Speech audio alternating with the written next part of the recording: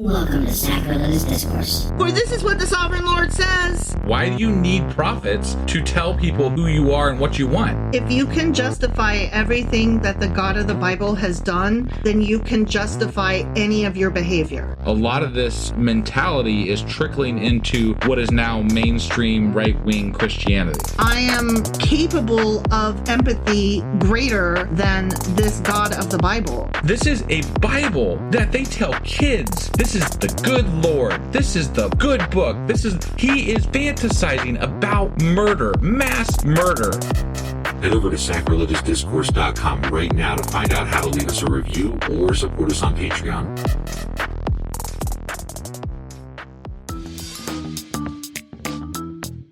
Hey there, sinners and saints. It's your favorite Bible-bashing duo from Sacrilegious Discourse, and we need your help. That's right, folks. We're raising funds for some heavenly equipment and a studio that doesn't sound like it's in the depths of hell. Our current setup, let's just say it's more apocalypse than audiophile. So if you want to hear us dissect the Bible without the background noise of demonic squirrels, chip in a few bucks. We're aiming for $5,000 to upgrade our audio and build a studio worthy of blasphemous banter. Donate today and help us spread the good word of atheism. You can find a link right on our homepage, sacrilegiousdiscourse.com. Every dollar counts. Even if it's from your collection plate.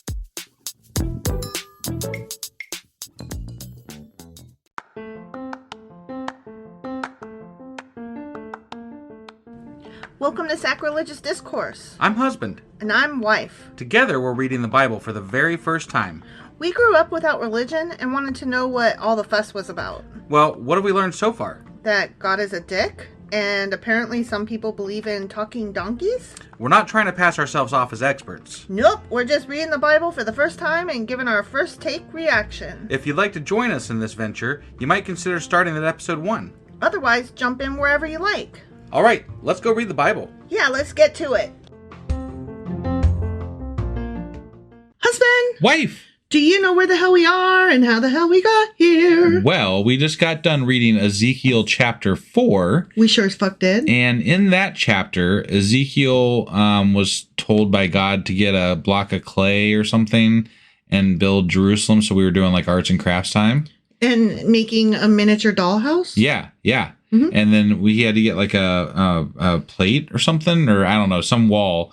He had to put up a wall between him and this clay Jerusalem, mm-hmm. right? Mm-hmm. And then God was like, and then now you're going to lay on your side for 390 days. Right. And stare at it. Mm-hmm. And you're going to use human, shit to cook your food. And then, Ezekiel was like, but I don't, that's against your laws. And gross. I don't want to do that. And then God was like, fine, you can use cow dung. Fine, but you're still lying there for 390 days. Yeah. Or more. Actually, it was more because he's going to add on the time for Judah on top of the time for Israel or whatever. So. And you only get one bite of bread per day, basically. And and it's shitty bread, too. Yeah. Shitty bread. And a bit of water. All right. Anyway, that was the gist of Ezekiel Chapter 4. Yes. Which means that today we're getting into Ezekiel Chapter 5. All right, let's do this. Okie dokie.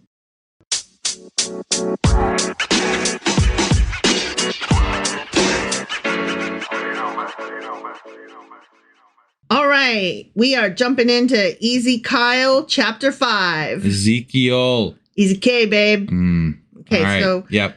God is talking. Is he? Okay, yeah. He's talking to Ezekiel? Mm-hmm. This is a continuation from the last chapter where he was like, cook your shit. Yeah, cook your shit on your shit. Yeah.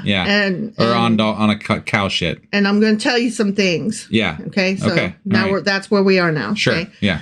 Now, son of man. You mere human. Yes, son of a bitch. Yeah. Take a sharp sword and use it as a barber's razor to shave your head and your beard. I mean, wow. So, so not only is he lying on his side for a year and a half and cooking his food over cow dung and staring at a clay model of Jerusalem through a pan or something, And now he has to shave with a sword? With a sword. Okay. Yep. All right. Now, we know what shaving represents, right? The baldness. It was a sign of mourning or of great disgrace. Okay. right? Yeah. And shaving like that was forbidden to a priest like Ezekiel. Oh, because I see. it was it meant the loss of priestly status and position. Oh. So, okay. Right. He's really given him what for, Or he's gone off the complete deep end. Yeah. Something's up. Yeah. So he's telling him, shave all your shit. Okay. Yeah. Then he says, With a sword. With a sword. Then take a set of scales and divide up the hair. Listen.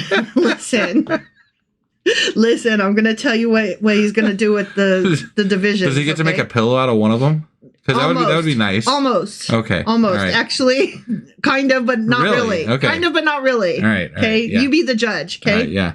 When the days of your siege come to an end, burn a third of the hair inside the city. Okay. Take a third and strike it with the sword all around the city and scatter a third to the wind. For I will pursue them with a drawn sword. So each third represents some of the people. Some of them are going to die in the city. Got it. By fire and famine and whatever. Sure, yeah. Some are going to get killed with a sword, and some are just going to be scattered to the winds every which way. Okay. Okay? Yeah. Okay, here's where we get to maybe a pillow. Sure. But take a few hairs and tuck them away in the folds of your garment. Again, take a few of these and throw them into the fire and burn them up. What? Okay. The fire will spread from there to all Israel. I see. So he does get to sew a couple into his little coat thing, his little whatever he's wearing. But then he just takes so he's going to take a couple, and that's the remnant, I guess? Yes, exactly. Good job. Okay, all right. Yeah. But then he's also going to take a couple and throw in the fire, and that's going to spread to the rest of this stuff? Yeah. Okay. Like, he's basically, all his hair is representative of the people and what's going to happen to them. Got it. Okay. Yeah. So, I got it. So something else though that's interesting is, I have to read this note because this is like kind of wowed me a little bit. Just in a like literary sense. Can you imagine the smell that must have? Yes, actually I can, because I did burn my hair accidentally once. It does not smell good. It smells horrendous. So me and this friend of mine, we were sitting in this restaurant, right? And it was like so quiet that when we talked to each other, like it sounded loud. Right. So we were both leaned across the table to each other, she and I. To try to keep it a little quieter? Yeah. So, we could kind of be like, keeping it between us and not like the staff of the, restaurant. Yeah. And we smelled this horrendous smell and we were like, what the fuck is that? It was my fucking hair in the candle. In the fucking candle on the table. And I will never forget how horrible that smelled. I mean, it was rotten. Yeah. Why? Why does it smell like that? I don't know. Just because, I mean, maybe it's meant to smell like that so that way you know when you're on fire. Right. Stop, drop, and roll, babes. Yeah. I wasn't on fire, but my hair was burning. Right. And it was not good. Yeah. So I had to go get a trim the next day to even my hair out. Yeah. Yeah. Not good. Don't do it. No. Okay? No. Okay, so listen to this. Isaiah prophesied over a century before this time that Judah would be shaved by the razor of Assyria. That was in Isaiah Chapter 7. Okay. So just from the literary circular way that's written, I appreciate that. If this was a book, I would be like, oh, nice. Okay. Right? Like, nice callback. Yeah. Obviously, this is not high literature, so it's annoying. Right. Yeah. And again, I'll wait to hear the final word on when this was all written, but much of the prophecy shit seems to have been written after the stuff has already happened. Yeah. So I don't really take a lot of stock in it. But no, I totally agree with you. I wanted to read that because it's like, oh, okay, I see what you did there. Yeah.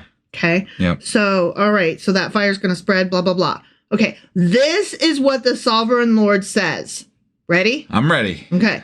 This is Jerusalem, which I have set in the center of the nations, with countries all around her. Yet in her wickedness, she has rebelled against my laws and decrees more than the nations and countries around her. She has rejected my laws. I call bullshit on that, because the countries around her, quote unquote, were sacrificing babies. Okay, but here's the thing, and I'm not even a little bit trying to defend the sacrificing of babies. Yeah. What God is peeved about is not what they were up to or what they weren't up to. Yeah. They were worshiping their God as they were supposed to. Right. His people rejected him. That's what he's angry about.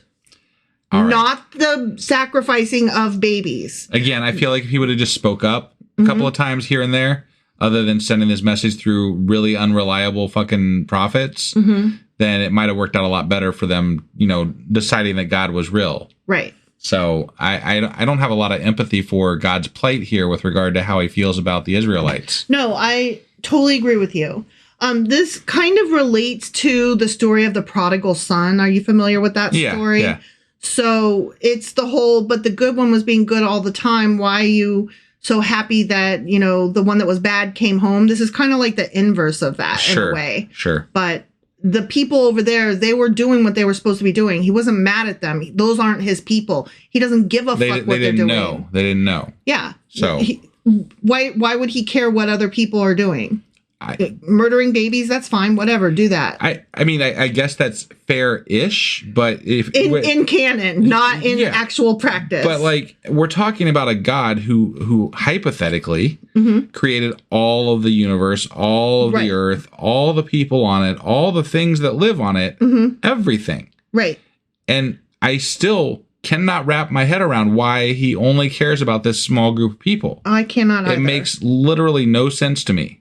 No, I completely agree. It takes a lot of the believability out of the story. Like this doesn't track, man. It doesn't make sense. Right. Like just on a meta or on a macro scale. Right. It does not make sense. Right. This all-powerful God is caring about 100,000 people. Right. Why? Why does he care about them more than the rest of everybody else? Right. Like that. Yeah. I don't get it either. So that bothers me. As well it should. Yeah. What bothers me is that God literally is pissed about his ego more than he's pissed about any babies anywhere being sacrificed to any God ever. Right. He doesn't give a fuck about those babies. Yeah. He's pissed because his little pride, his wiener got stepped on. Yeah, because his people aren't worshiping him hard enough or whatever. Or at all. Yeah. He's sad. He's in his feels. Yeah, fuck him. Yeah, I agree. I agree. So he's talking about his precious people. His nation, has rejected my laws and has not followed my decrees. Wham, wham. Yeah. Therefore, this is what the sovereign Lord says. You have been more unruly than the nations around you and have not followed my decrees or kept my laws. You have not even conformed to the standards of the nations around you. Okay. That's actually kind of a cool argument. Right. Because he's like, not only aren't you worshiping me, which is bad enough, but all these other little religions that you adopted, you're not even doing them right, you stupids. Well, it sounds, like the way we've taken it is that they're kind of just like a mix mash of all the little local-ish gods, and they're just like, whichever one, I don't care as long as it does the trick, Yep. And this is fine. They're right in the like they've said even in this chapter, like they're right in the middle of all these different cultures, right? So obviously they're going to be influenced by these other people. It's natural to be influenced by surrounding cultures, Well, yeah, and it's kind of good. Like it opens you up to learning about other ways. Right. And other lifestyles and other virtues, and makes you, question what you stand for, and, reaffirm maybe what you stand for, or adopt a broader view. Yeah. So, and God doesn't want that. He wants you to remain only static. Right. And you know, well, and that could be part of their problem with regard to getting conquered and war things that are happening because, you know, there's a faction of the Israelites that wants them to be very closed down, right? That wants them to be very nationalistic and just within themselves. Kind of like the Republicans today. Right. And so maybe them not opening up to the other cultures was part of the problem as to why they were having all these warring issues. Yeah. So, I mean, I don't know. Like, you could look at that from that perspective and say maybe they didn't reach out to these other cultures enough. Right. You know, instead of focusing on God, maybe they should have focused on these other people. Yeah. So who knows? Who knows? Therefore, this is what the sovereign Lord says.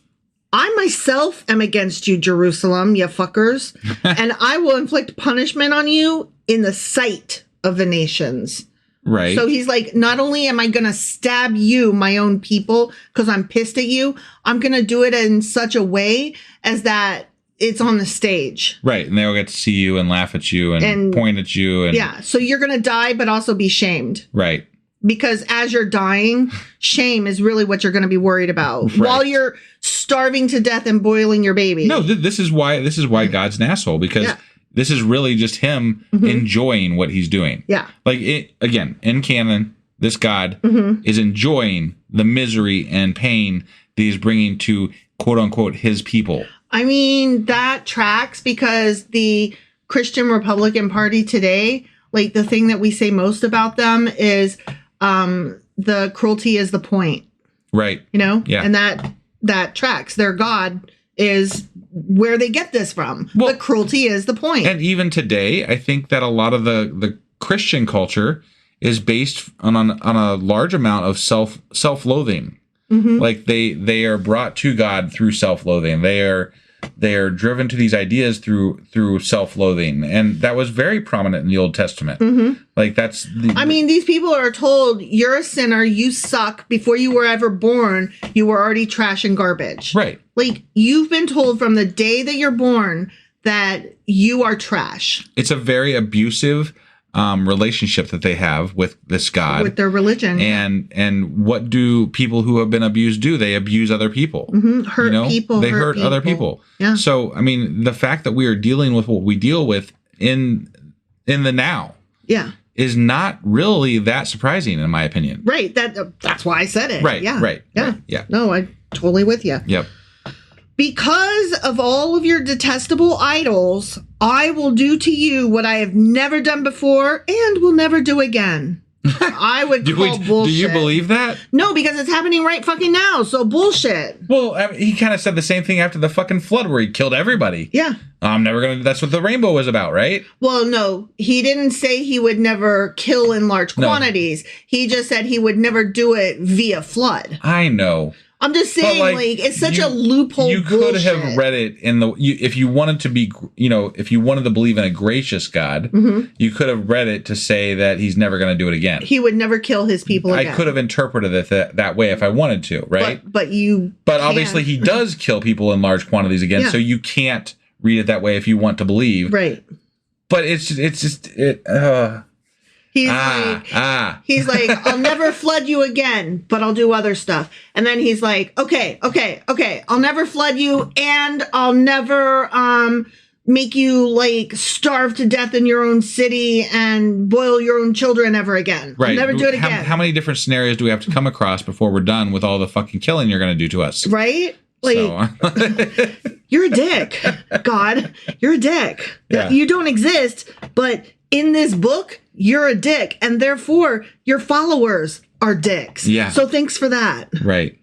Therefore, in your midst, parents will eat their children, and children will eat their parents. Oh. Okay, I'm for that, if I'm being honest. I mean, if it were up to me, whether we get eaten or we eat our children, I'd rather they eat us. Yeah. Yeah. I mean, a good parent I don't would think hope... it's good. It's not good any way around. No, but a decent parent will hope that their child survives them. Yeah. Because... I just be like, knock me out first, man. You know? Like... Yeah. I don't want to be awake for that shit. Right. Kill me quick. Or how about like, okay, one of us is going to have to die to feed the other. Right. Like, turn around, I will off myself. You don't have to be part of it, but I want you to be able to survive another day. Sure. So that maybe help can come. Right. You know? Yeah. Like, your kids obviously have a lot more future ahead of them than Yeah. the parents do. So well, it makes more sense. You're supposed to want your children to have a better, longer, healthier, happier life than you did. Right. Like, each generation should want better for the next generation. But again, they worship a God that is okay with letting them eat their children and vice versa. Yeah. So the values of these people and the values of that God, I just can't. Right. You know? Yeah. Whatever. I will inflict punishment on you, says God, and will scatter all your survivors to the winds. So, just like the hares. Yeah. Therefore, as surely as I live, declares the sovereign Lord, because you have defiled my sanctuary with all your vile images and detestable practices, I myself will shave you. I will not look on you with pity or spare you. A third of your people will die of the plague or perish by famine inside you. A third will fall by the sword outside your walls, and a third I will scatter to the winds and pursue with drawn sword. Okay. Then he's going to get nice again? Yeah. Okay. My anger will cease and my wrath against them will subside. Yay! And I will be avenged. Okay. Yeah. After I kill, the majority of you, I'll be happy then. Can you imagine if it was okay to be like, you don't worship me enough, so I'm just going to kill you? Yeah. That's not okay. No. Right? No. We don't do that. Right. That's not good. Murder isn't great, guys. Let's not. No. Yeah. And when I have spent my wrath on them, Jesus Christ, this language. Yeah.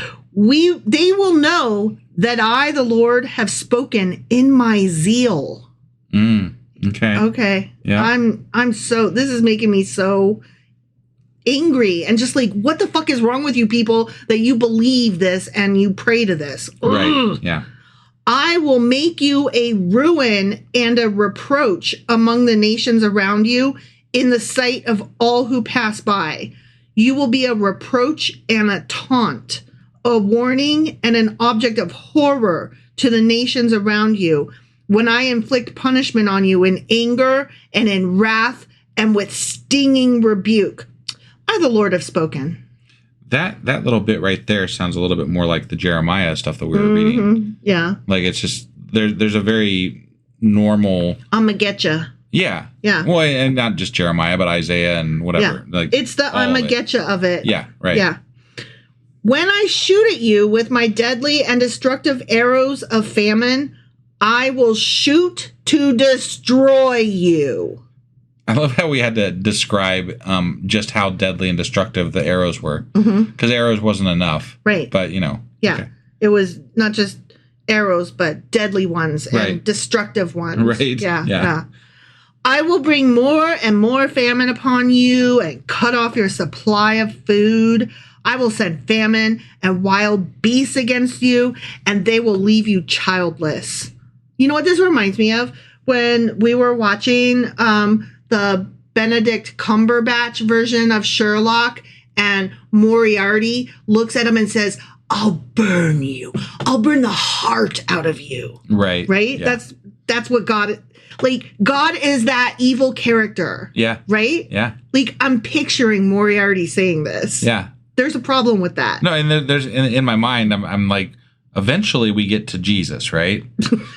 and I'm really, really like, based on my rudimentary understanding of what Jesus stands for, I'm really struggling with how we get there from here. Yeah.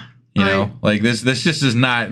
Like, how does Jesus not look at all of this and goes, I want nothing to do with that. Nope, I'm out. Right. Yeah. Like, why did he not run away and be like, oh no, I'm not son of that guy. Right. That guy's a dick. Yeah. Yeah.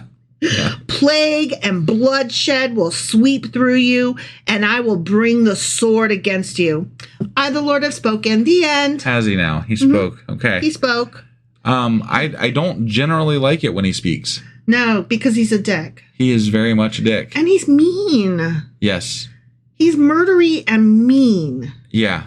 The imagery that he said, like the imagery that goes on when he is speaking is so dark and just overwhelming with regard to how awful it is, you know? Like, I was watching YouTube reaction channel things, and this girl was reacting to TikToks of people with crazy exes. Yeah. Right? Right. And the crazy exes were saying some of this shit like, I hate you, I'm gonna kill you, I'm gonna get you. You know what I mean? Right. And I'm like, you sound like a crazy person, God. Well, I think that this is honestly like, this is the cause of a lot of the problems that we have in our society. Mm-hmm. This behavior is something that is just ingrained in one of the largest social structures we have, you know, which is religion. And so it's been made to be accepted as a way of operating, and especially when men are given they're next to God, right? Like the men are in charge of the women. Mm-hmm. That's the way it's laid out through the Bible, through religion. You know, like that's not what progressives or we think or anything like that. Right. But that's through the Bible, and especially the more repressed Bible groups. Mm-hmm. The man is definitely in charge of the woman, right? So these behaviors are very much in line with how the OT God operates. It's all fire and brimstone. It's all, you know, awful shit. I hate you. I'm gonna get back at you so hard. Right. You're gonna die forever and ever. And then us as people who worship this God or whatever are supposed to just come back and be okay with it, much like the wife who gets abused from their husband that is treating their wife the same way, or the children or whatever. Yeah. And it's been societally accepted that that's an okay way to act for men because of this. Because of this. And this is one of the biggest reasons why I feel we have to say these things. We have to read this book because we have to know what the fuck we're talking about when we say the Bible is influencing our culture and our laws in America, and it's fucking problematic. Yeah. And this is why atheists are pissed. Christians, you keep asking why we're so mad and why we're so up in the Bible all the time. This is why. Right. It stands for some really just god-awful shit. Mm-hmm. And it's not okay. Right. Well, you can decide that you're just spiritual or whatever. Like that. That's fine, and I'll probably accept you on your level and be okay with who you are because you accept people and you're not a complete asshole. And I'm fine with that to an extent, but it's still based on this same religion that is based on a fucking shitty ass God. Right. I was reading in Reddit, there's like this subreddit about why do atheists read the Bible and why can't atheists be converted, blah, blah, blah. Right. And like all of the answers were along the same line as, you know, well, if your heart is hardened, then of course the Bible looks horrible and full of gibberish. You can't get the message. And they're like talking about how, you know, you have to understand it from the whole perspective, blah, blah, blah. And, you know, they're not able to. And I'm like, you are justifying all of this. Well, and I call bullshit on that because we have people that we know that listen to our podcast. I know of people that I've listened to in interviews. They were very, very enveloped in religion and feeling the God feels and all the things. Mm-hmm. And they fully believed and even came down on atheists, you know, in their previous life before they converted over to an atheist. By reading the Bible. By reading the Bible, by, you know, something caught them up, you know, something stopped them and made them do a little bit more research. Right. And that's how they became an atheist. Right. But they were in the same camp. Mm-hmm. They were in that same, you know, boat that a lot of people who are shitty towards us are right now. Right. And you can't tell them that they don't know what that's like. They do. I've talked to them. I know them. Right. And you know, you and I, we don't know what it's like. We were never there. We were never fully immersed in religion. Right. Yeah. It was never a thing that we'd had, but we know people that for sure were. Mm-hmm. And they know exactly what it is to feel God's presence, and they know exactly what it is to be touched by God and all these things. Yeah. It's just that they stopped believing because they got tripped up, because there's a lot to get tripped up on. Because rape and slavery and vengeance and murder and rape and cutting people up, dancing in their blood. and if you let somebody stop telling you what to believe about the Bible and you try to learn it for yourself, you might actually end up closer to where we are than where you are now. On top of feeling betrayed because you were tricked and lied to. Sure.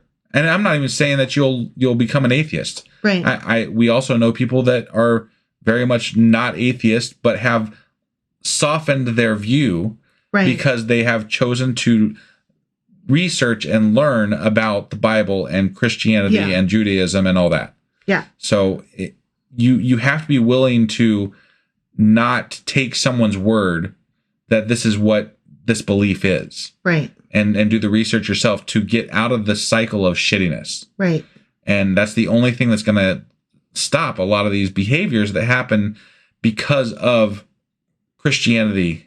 Mostly it's Christianity at this point. Yeah. Judaism is a lot better with regard to understanding their flaws and doing research for the most part. For the most part. And they're a lot more progressive for the most part. For the most part. Yeah. So, it's the right-leaning Christian group that is in the United States that is the biggest problem. So. Yeah. Anyway, do you have anything else to add today? Or I couldn't possibly. Sorry, I know I went off on a little bit of a tangent there. I think we both did. Yeah, this angry God makes me angry. Yeah. I don't know how else to say it. Because that's what it is. It's not justified, and people justify it. Yeah. And that's part of the problem. Right. It's not just that this God feels like his anger is justifiable and that his actions based on that anger are justifiable. It's that people today justify it and use that same argument against other people. And it's not okay. 100%.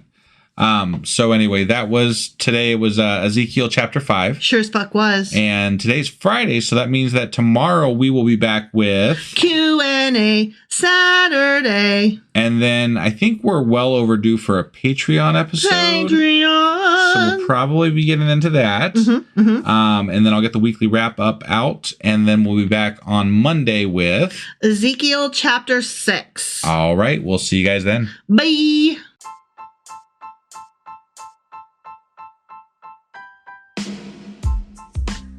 Hey, wife, I guess that's the end? But husband, that's just sad. It doesn't have to be. We are on lots of social media platforms like Twitter. Our handle there is sacrilegious_D. For D's nuts. Oh my God. Stop doing that. Anyway, we're also on Facebook, Instagram, and Pinterest. There's a link to all of our social media sites at our website. Ooh, we have a website? Yeah, it's sacrilegiousdiscourse.com, where you can also find a link to our merch shop.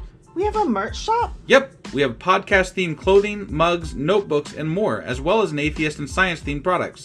Wow, our fans should really go check that out right now. Definitely. They can get in touch with us by sending an email to sacrilegiousdiscourse@gmail.com. But before they do that, we could really use some help. Oh yeah? With what? Well, it's not free running the podcast, and we need some financial support in order to get better equipment, which will free up time so we can concentrate on our podcast and our fans. Okay, so what should they do? Head over to patreon.com/sacrilegiousdiscourse and sign up as a contributor on our podcast. Supporters there receive additional bi-weekly episodes that we record just for our Patreon members for as little as $2 a month.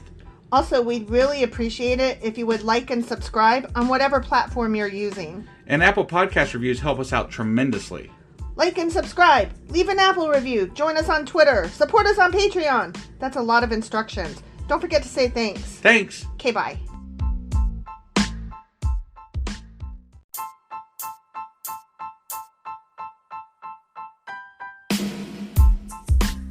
Hey, wife, I guess that's the end? But husband, that's just sad. It doesn't have to be. We are on lots of social media platforms like Twitter. Our handle there is sacrilegious_D. For D's nuts. Oh my God. Stop doing that. Anyway, we're also on Facebook, Instagram, and Pinterest. There's a link to all of our social media sites at our website. Ooh, we have a website? Yeah, it's sacrilegiousdiscourse.com, where you can also find a link to our merch shop. We have a merch shop? Yep, we have podcast-themed clothing, mugs, notebooks, and more, as well as an atheist and science-themed products. Wow, our fans should really go check that out right now. Definitely. They can get in touch with us by sending an email to sacrilegiousdiscourse@gmail.com. But before they do that, we could really use some help. Oh yeah? With what? Well, it's not free running the podcast, and we need some financial support in order to get better equipment, which will free up time so we can concentrate on our podcast and our fans. Okay, so what should they do? Head over to patreon.com/sacrilegious discourse and sign up as a contributor on our podcast. Supporters there receive additional bi-weekly episodes that we record just for our Patreon members for as little as $2 a month. Also, we'd really appreciate it if you would like and subscribe on whatever platform you're using. And Apple Podcast reviews help us out tremendously. Like and subscribe, leave an Apple review, join us on Twitter, support us on Patreon. That's a lot of instructions. Don't forget to say thanks. Thanks. Okay, bye.